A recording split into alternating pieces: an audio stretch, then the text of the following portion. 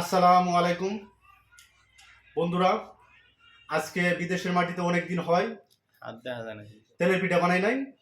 আজকে আমি নিজে তেলের পিঠা বানাবো, দেখা যাক কিরকম হয়। আসুন আমার সাথে। প্রথমে চাউলটা ভিজায় নিব পানিতে যাতে গুঁড়া ভালো হয়। তারপর চাউলটারে শুকাতে দিব। চাউলটা ভালোভাবে শুকিয়ে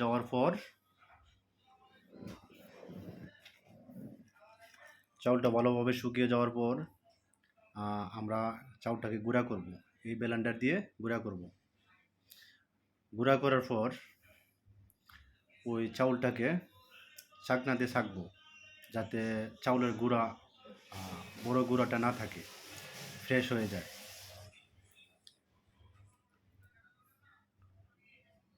এইভাবে চাউলের গুঁড়াটি শেষ।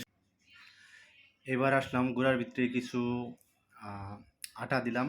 তারপর গুড়ের গরম পানিতে ভালোভাবে গলিয়ে একসাথে মিক্স করে পরে আর কি যেভাবে চিতইটা হয় সেভাবে পিঠাটা হয় সেভাবে গুলিয়ে বাস তেলের ভিতরে ছাড়িয়ে দিলেই পিঠা।